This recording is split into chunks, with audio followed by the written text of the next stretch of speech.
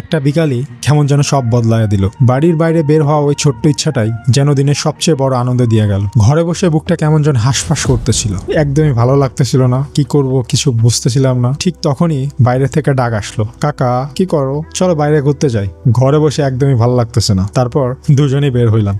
আগে একটি সিফাতের পরিচয় দিয়ে নি। ওর কাঁধে আছে এক অদৃশ্য বোঝা, নাম তার একাকিত্ব। মা বাবা ঢাকায় চাকরি করে, তাই সিফাতের জীবনে একটা সবসময় ফাঁকা জায়গা রয়ে গেছে। দাদা দাদি আদরে বড় হইলেও বুকের ভেতরে বাবা মার জন্য একটানা অপেক্ষা লুকায় থাকে। আমার গল্প প্রায় একই রকম। নিজের বাসা বাবা মা সাইরা নতুন একটা বাসা ভাড়া নিচ্ছি, এই তো সিফাতদের বাড়ির পাশেই। একা থাকতে থাকতে আমিও শূন্যতার স্বাদ পাইতেছি। দুজনে বয়স তফাৎ থাকলেও বুকের ভিতরে ফাঁকা জায়গাটা ঠিক একই রকম। যাই হোক, আমরা বাসা থেকে বের হয়ে দেখি এক ভিন্ন রকম দৃশ্য। রাস্তার দুই পাশে ধান খাত, একদিকে নতুন লাগানো কচি ধানের চারা, আরেকদিকে রাস্তা ঠিক উপরে পাকা ধান কাটা শেষ কইরা মহিলারা নাড়াচাড়া করে ধান শুকাইতেছিল। গ্রামের এই চেনা দৃশ্যটা দেখে মনে হইলো এইটাই তো আসল জীবন, যেখানে প্রকৃতির সাথে মিশে আছে মানুষের পরিশ্রম।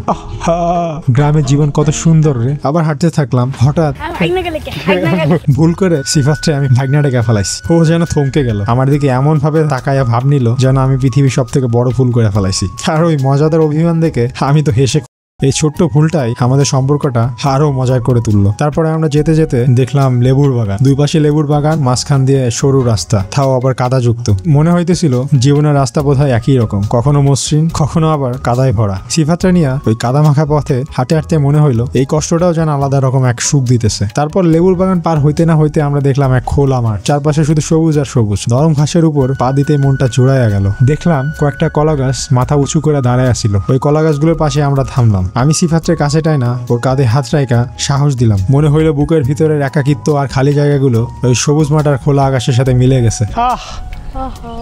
সেই প্রকৃতির ফিল কেমন লাগতেছে বলো? খুবই সুন্দর। কি সুন্দর আকাশ, কি সুন্দর ধান ক্ষেত, এটা সত্যি খুবই সুন্দর। লেবুর বাগান দিয়ে আবার ফিরতেছিলাম। সিফাতকে একা একা সাবধানে পা টিপে টিপে কাদা পার হইতে দেখে হঠাৎ মনে হইলো এই তো আসল জীবন। সামনে যতই বাধা যতই কাদা থাকুক তবুও যে থামে না, ধীরে ধীরে আগাইতে থাকলেও সে তার গন্তব্যে ঠিকই পৌঁছায়। জীবন আসলে কোনো রাজপথ না, আমার মনে হয় এটা কাদা মাখা গ্রামীণ পথ। তাড়াহুড়ো করলে হোঁচট খাওয়াটাই স্বাভাবিক। ফিরতে ফিরতে বিকেলবেলা আমরা একটা গ্রামের টঙের দোকানের সামনে এসে পড়লাম। তখন দোকানটা বন্ধ ছিল। দেখলাম কয়েকজন মহিলারা বাঁশের বেঞ্চে বসে গল্প করতেছিল, গলায় হাসির সুর, মাঝে মাঝে দীর্ঘশ্বাস, আবার হো হো করে হেসে ওঠা। সব মিলায় মনে হইতেছিল এই জায়গাটা শুধু আড্ডা দেওয়ার না, তাদের সুখ দুঃখ একসাথে ভাগাভাগি করা জায়গাও। ওই পথ ধইরা যাইতেছিলাম, যেতে যেতে বাতাসে ভেসে এলো পাটের সেই চেনা গন্ধ। রাস্তার দুই পাশে লম্বা লম্বা পাটের আটি রোদে শুকাইতেছিল, যেটা মনে করাচ্ছিল আহা, কৃষকের কতদিনের ঘাম আর পরিশ্রম এই পাটকাঠির আটির ভিতরে লুকায় আছে। পাট শুধু ফসল না, এর গন্ধে মিশে আছে আমাদের ছোটবেলার স্মৃতি, পুরোনো দিনের গল্প। শহরের জীবনে এমন গন্ধ আর সরল ছবি পাওয়া যায় না। এই আটিগুলো যেন দাঁড়ায় আছে গ্রামের পতাকা হইয়া, যেন বাংলার মাটির গর্ব, গ্রামের মানুষের পরিশ্রম আর গল্পের সাক্ষী। মনে হইলে প্রতিটি শ্বাসে আমরা শিকড়ের ভিতরে ডুব দিতেছি।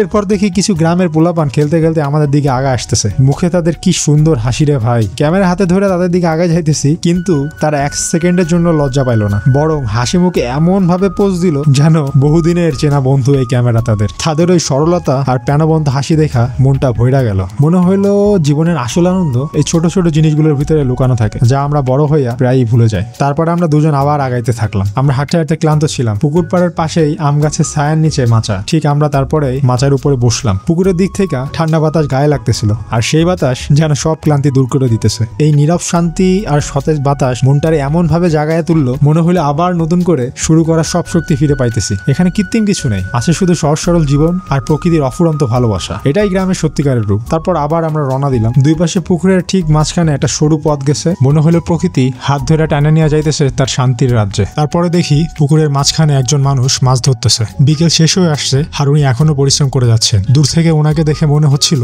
জীবনের জন্য বেঁচে থাকার যে সংগ্রাম, সেটা আমরা খুব কাছ থেকে দেখছি।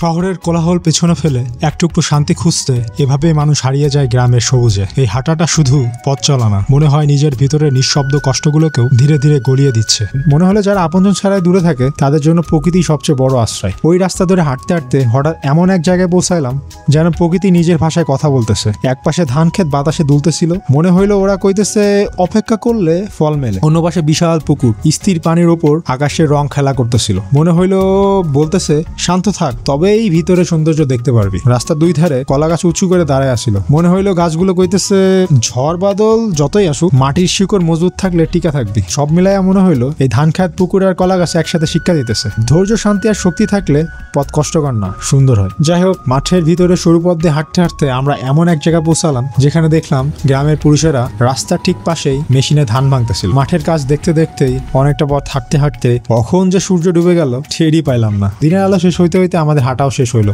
সিফাত আর আমি বাড়ির দিকে ফিরতেছি, তখন মনে হইলো এই ছোট্ট বিকালটা আমাদের দুজনের মনের ভিতরের খালি জায়গাটা ভরাইয়া দিল। হয়তো এই ভ্রমণটা তেমন বড় কিছু ছিল না, কিন্তু আমরা মনের ভিতরে এক অদ্ভুত প্রশান্তি অনুভব করলাম।